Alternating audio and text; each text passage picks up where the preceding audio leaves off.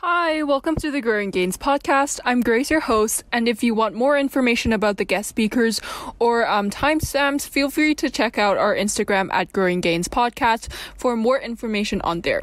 Happy listening! Okay, hello. Enoch, can you give us a personal introduction? Yeah, sure. I studied in DBS. I was enrolled in the International Baccalaureate program, more commonly known as the IB.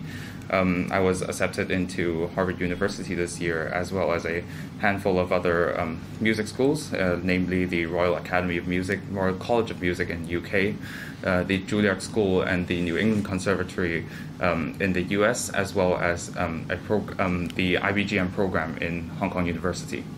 Okay, the IBGM is also music related. No, the IBGM is it's like a global business related field. Yeah, so it's different, yeah. Great. Okay, we'll ask you more about that. Can you also give us your personal statistics? Do you want to? Yeah. So in the IB, I do English A, standard level language and literature. I do German ab initio and chemistry. All of these are SL, standard level. And for higher level, I took maths AA, analysis and approaches. I took music HL as well as economics HL. So my PG was a 45 out of 45. I took the SAT, I think last around October, and it was 1520. And I also did IELTS, but that was honestly not the best. I got an 8.0. And well, for music, I play the violin and piano, and the violin I have an FTCL diploma, violin I have an FTCL diploma, and for piano I have an LTCL diploma. Both of them are from the Trinity College diploma system. Okay, for IELTS, did you report it to the schools that you were applying to? No. I don't think I did for Harvard, but the other music schools, the UK I did because that was like a requirement, but others I don't think I did. Okay, so except for the IELTS, you handed in every other score that you just said. Yes, basically. Okay, great. Okay, so moving on to extracurriculars. Are there 2 or 3 extracurriculars that you spent the most time on or you think were the most important to you? Yeah, I guess I might be somewhat of a not so typical example. My whole life, or my whole secondary school life, has been basically evolved around music. I tried, in my junior years, I tried like MUN debate, and let's just say that didn't work out so well. And I never saw you at any conferences. Yeah, no. Most of the time I was just like listening there. This is interesting. And so that didn't work out. So all of my involvement at school was really just orchestra and music department related stuff. So I did orchestra and string, and I was a chairman and the concertmaster of the school orchestra, and I also played in the string orchestra. Previous years I did a bit of piano for the wind orchestra and the intermediate mixed choir, but it mostly focuses on the violin side. And apart from I was just entirely focused on the music related activities, honestly, so I don't really have much apart from that, but I would say that is very, very important to me.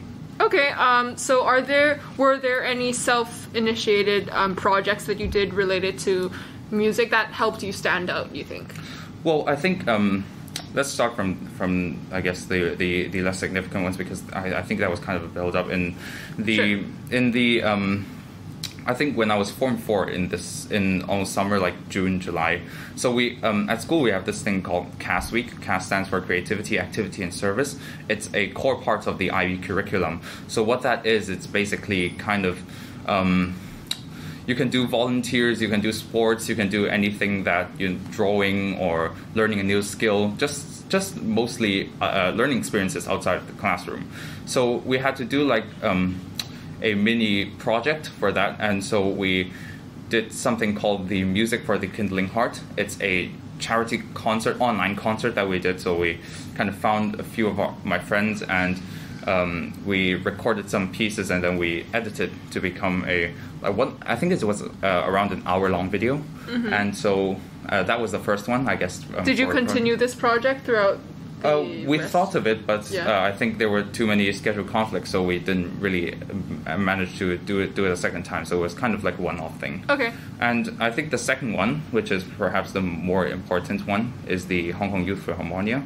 It's something that I had in mind with a couple friends. I think in the summer of when I was Form 4, we started having this idea of having a student-run youth orchestra.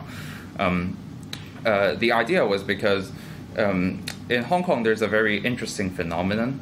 Usually in other places such as Europe, there are youth orchestras and school orchestras. Yeah. Usually the national youth orchestras are significantly better than the school orchestras, but in Hong Kong it's completely the other way around. The school orchestras are amazing, and the youth orchestras, well, they're not bad, but they're just not as brilliant, I guess. And so we've just found this quite strange, and so we because almost a bit unfortunate, because schools. You can only do so much in your school, or you can only meet so many people in your school, and so people don't really branch out to other our friends that are really good instrumentalists. They don't really branch out to other youth orchestras. So we kind of made this project, and just to see if we could find these people who aren't really involved outside, and see if they could come together in a orchestra performance. And our first performance was in, I think, August 2021. Okay. We're also doing a concert this August, shameless plug, August 13th. And so I think that one was perhaps the biggest self-initiated project, so to speak. Okay, and then moving on to Common App, I believe you also wrote about your projects in the Common App. Can you tell us more about it? Yeah, so there's the Common App personal statement, which all people have to do, and then Harvard University also has this writing supplement, which is essentially another 500 words. Yeah, essay. It's basically another personal statement. Let me see. I did not write about that project in both of these essays. Oh. My first essay, the personal statement, was about a performance that I had in 2019. It was my first kind of major solo debut with a semi-professional orchestra. So I wrote about that. And the writing supplement was about how I started to learn conducting, and how that kind of changed my attitude as a musician or as a person in general, because conducting, you really need to take a lot of risks, and I was always really conscious about making mistakes and having people judge myself. And so that was kind of the gist of what both of these essays were. And how many drafts did you go through, and did you let anyone else read your essays? Oh man.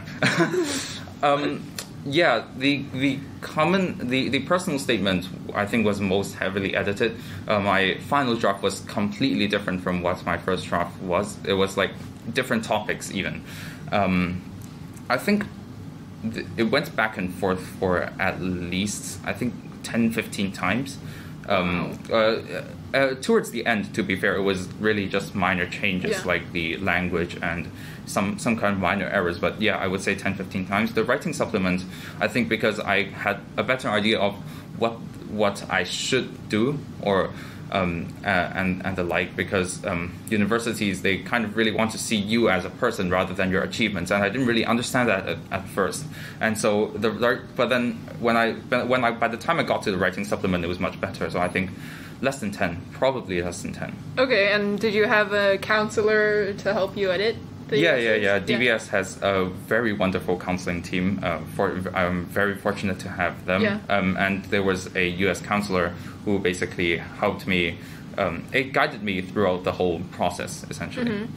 So no other person read your essays? No. Well, no. Yeah. Well, my parents, I guess, but they don't really comment on it or anything. Just the major commenter, so to speak, was just my counselor. Okay, great. And also, I'm really curious to know who interviewed you for your Harvard application. Yeah. So the interviewer was I think he studied economics at Harvard, and then he is a Taiwanese, but then he moved to Hong Kong. Nice. And so I think, that was the person that interviewed me. I think most of them would be alumni that either are in the same city or at least in the same neighborhood or the same country. It's like, the same time zone or whatever, yeah.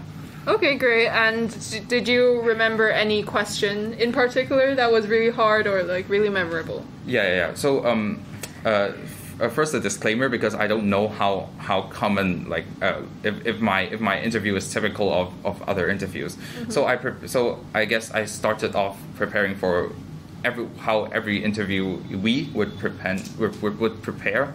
So like, why Harvard? What are the strengths and weaknesses? What program do you intend to study in? Because Harvard doesn't really let you choose a major until second year. They don't even let you declare one before you go in. Okay. Yeah. So probably these. And so I prepared. I wrote a few bullet points. I used none of that in the interview. My interview was basically the interviewer looking at my CV, and he was pointing out a couple points that he wanted me to explain. So, for example, like because COVID obviously obstructed a lot of music performances at school. So what did we do? So he asked him, what did we do to combat this? So we basically did some virtual projects. I kind of coordinated in the first term a large orchestra where the whole orchestra would do a virtual project. And the second term, I split people into smaller groups, like chamber music groups, like quartets, trios, duets, whatever. And that was hopefully getting them to develop their musicianship. So that's what we did. And he also asked about the Hong Kong Youth Philharmonia, obviously. And it was really just these kind of questions, which I think they also achieve kind of the same purpose, don't they? Yeah. They really just want to see if you're a normal person, I guess, and whether your personality is a good fit, which I'm sure past guests on this podcast have talked about. They really want to know if your personality is a good fit. And so I think, that's pretty much, I guess, the gist of the interview. Okay, great. Then, so you just now told me that you also applied to Juilliard and all those other amazing music schools. And so, did you ever consider going? What was the choosing colleges process like to you? Yeah, so this was actually very interesting. I think even before I was in secondary school, I had always talked about wanting to do music professionally. And so for the past 6 years, I have been like looking into different conservatories, which is why I kind of applied to so many music schools. The Harvard opportunity for application came from it was actually a part of a dual degree program with the New England Conservatory, both in Boston. So how that works is that I get a Bachelor of Arts degree from Harvard, and then I get a Master in Music degree from the New England Conservatory. This program is 5 years, so the first 3 years will be Harvard, and then the fourth and fifth years will be NEC. And so I saw that, and I was thinking, hey, that's pretty good, because I think I'd like to kind of do music, of course, but then I also want to keep my academics. It almost feels like a waste if I just go music, right? And so I applied for that program. I got accepted to both schools separately, but I did not get into a dual degree program. Okay. I think it admits like 5 people a year, so it's ridiculously competitive. So, and then so I basically had to choose between like going the music route or going to Harvard. And I guess you could say Harvard was a very late decision. I think I only started to think about it in like September last year, and so. When did you get accepted? It was the restrictive early action cycle. So it's mid-December, maybe. Okay. Yeah, I think it was mid-December. So I kind of had 5 months to decide, and but then I couldn't really decide in the first 4 months, because the conservatory acceptances or conservatory results come out in April. Okay. So I had basically a month to deliberate between these very, very different paths. Yeah. And I think in that month, I did a lot of research. I was basically talking to different people every other day, talking to current students, former students, music professionals, non-music professionals, non-musicians, and so I think I kind of came to terms that going to Harvard doesn't necessarily foreclose a degree in music, or much less foreclosing an enjoyment in music. And so, because Harvard, of course, they have these chamber programs, they have orchestra. Sure, they might not be as intensive as conservatories, but you still get the fun out of it. And also, I think I was talking to my parents, and I think my dad said something that kind of did it for me, which was he said, over the past years, my music journey has the reason I'm this interested in music is because I've been surrounded by great environments, great teachers, great peers, and Harvard, I'm sure, would also. I thought that maybe Harvard would also offer the same kind of environment and the mentors and such in every other field. And so this kind of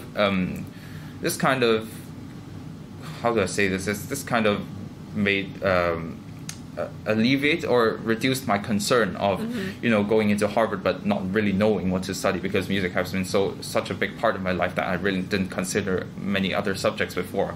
And so that was kind of my biggest barrier. But then after that barrier was lifted, so I guess I could make the decision to go to Harvard. I'd still be learning violin privately, of course. Yeah. Yes. I mean, you're in Boston. That's a great place. Yeah, exactly. Yeah. Okay. And I'm just curious. There's this program, right, between Columbia and also Juilliard. Juilliard. Did you ever consider it? No, I did not, because what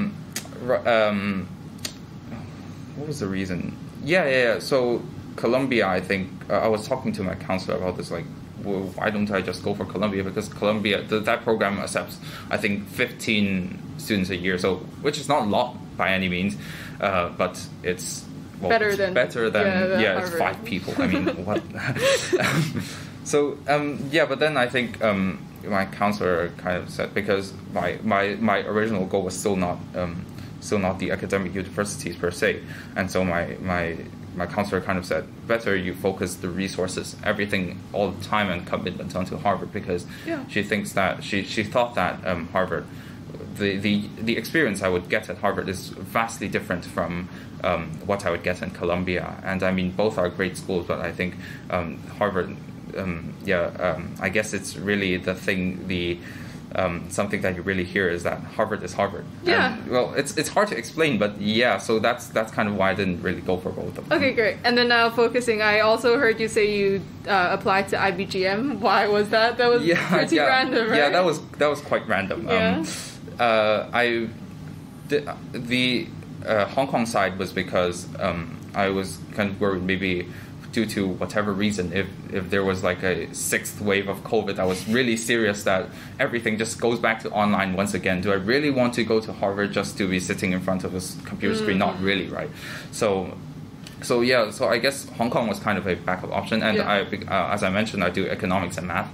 So like business finance side immediately seemed like the most reasonable path, and IBGM is kind of like this international, there's this element of understanding the interdependence of different countries' economies, and so I thought that was pretty interesting, and so that's why I applied for the IBGM. Yeah. Okay. But, Great. Okay, and then going back to your extracurriculars, starting your own orchestra. I don't know. It doesn't happen every day. Yeah, I guess you could say so. Yeah. So, were there any difficulties, especially in funding or getting people together and anything like that? Oh yeah, absolutely. I think the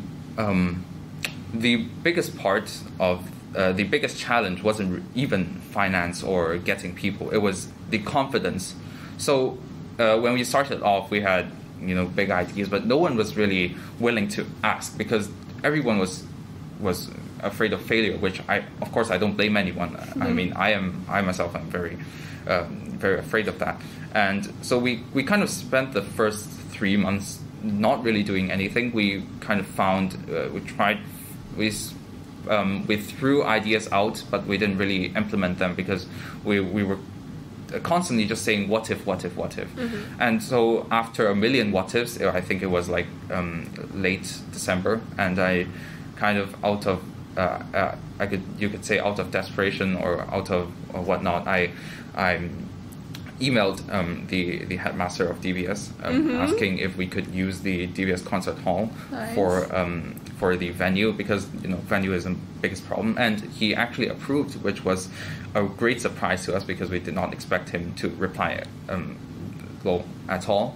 And so so that was kind of and then after that we kind of just, and the funding we thought also was a large issue. We were not sure whether to find sponsors to do a fundraiser or I mean like donations, not really fundraiser, but asking for donations. And we settled for asking for donations, and then we people were very, very helpful and generous, and we were able to raise to get adequate money for all the transportation costs, venue costs, and all the like. So I guess my biggest takeaway from that was that there are people waiting there to help you. There are resources there. All you need to do is just ask. No one is gonna shame you for asking. That's not a thing. Everyone wants help when they really need it, right? So that was the biggest challenge, I think, which is the uncertainty and the reluctance to act. Really. Great. Okay, and then this question, I think it's more for Harvard. So I don't know if I heard from you or from others that you were taking philosophy and also whatever. Yeah, well, I'm not taking philosophy. I'm interested in philosophy because, I guess purely academic interest speaking, I would like to study philosophy, maybe economics as well, because I kind of have a background in it, and it's an interesting subject. So maybe these two, but not so much the sciencey stuff. But did you reflect this in your application, or it was just pure music? There was a question on like the Common App, which was like asking intended majors and stuff like that. Yeah, you could. I think they allowed you to put in 0 to 3 options. Yeah. And so I put down philosophy and economics. So that's what I've been telling people, but no one knows, because in Harvard actually, I think like 1 out of 3 people switch majors after they declare them. So it's really flexible, and so I'll see where it goes. Okay, and it didn't stop you from applying anyway, so yeah, great. Okay, and then I want to ask about time management, because I'm just curious, for music school applications, do you have a separate timeline from the traditional colleges, and how did you manage them alongside your IB? Yes, there the application deadline for conservatories in the US at least is December the 1st, and then so by then you would have to submit some, like an audition video, and a couple short essays, although they don't really matter. It's just for I think it's just for just to see if you have adequate English proficiency. Oh, okay. And so and then in February there usually is a live audition, but due to obvious reasons we couldn't have live audition, so it was either through Zoom or I just sent a video there, and the results come out in April, just like the regular decision people, and we decide in May. So I guess I would say that COVID actually worked in my favor, because once schools all reverted to half day schedules, I actually had much more time to, apart from practicing, I had much more time to actually devote commitment or devote effort into my academic side. And so time management wise, I don't think I did particularly much. I just tried to because fortunately I think IB also cut some of the syllabus. For example, the English, you can't really study for English, right? Because it's like an unseen text, so that really cut off a chunk of time. And so so I think that I just focus on what is important for the short term, right? The most of the hard stuff, like most of the IAs are due before November anyway. So I kind of had the November, the whole month of November to prepare, really prepare for my audition. So thankfully it all worked out in a way for me. Yeah. Yeah. Okay. Great. And do you have any more general advice for students? Or the greatest lesson you learned from this? Yeah. Let me think. I think the greatest lesson I learned is to start early. Yeah. Yeah, I guess. Because I started very, very late. Please don't learn from me. How late? And How late? It was like September. I as I just mentioned, it was September when the idea first came, and then I think it was like towards the end, because the restrictive early action deadline is November 1st, right? And so for the last 2 weeks I was just cramming everything and just writing essays left and right. And so please don't learn from me in that regard. But I think I would say the personal statement is really important. It's really the place to kind of implicitly reflect what kind of person you are. Yeah. So I would say really spend a lot of time on that, and don't get too sentimental when you on your drafts, because chances are you're going to have to scrap the whole idea and then come up with the one on your own. Yeah. And also don't stress too much about the SAT scores or the predicted grades, because I think they're more of a standard or more of a bar than they are an accepting condition. So for example, like, I don't know, for SAT, if you pass this much, this score, it makes you a competitive candidate, so to speak, but it doesn't make you the best candidate, because especially in the Ivy League schools, everyone's getting like 1600s. You're like, so the test scores don't matter as much. Of course they do, but then I think one should really spend more time on something that is not just reflective, just reflects you based on numbers, but like things that, like the essays that really reflect your personality. And I think those are the most important things. Right. And also, so choosing, you were in a rush choosing the colleges to apply to. Did you Definitely. regret any of these applications? Well, not really. The applications were were not really stressful, I would say, because no, they kind of were, but then I mean, thankfully there were lots of overlaps in terms of repertoire. Like the 4 or 5 schools I applied to pretty much required the same few pieces, or that range of pieces, so that kind of saved me a lot of time. But I think this is a general advice for people that rush for time. If they're applying to multiple universities or conservatories, try to check their admission requirements, like the essays that I have to write. Are they kind of similar, or do you have to like write 10 essays for 2 different universities? And well, if you're in a rush of time, obviously that's not worth it, right? So I think just check the requirements and see if some of them overlap. Did you do any like internships, or what was your work experience in the music field, if there were any? Yeah, it wasn't really work, I guess, because I did join a few summer camps in Form 1 and Form 3. The summer of Form 1 and Form 3, I was on a scholarship for the Hong Kong Schools Music and Speech Association to join a summer camp in the UK and a master class in Austria, respectively.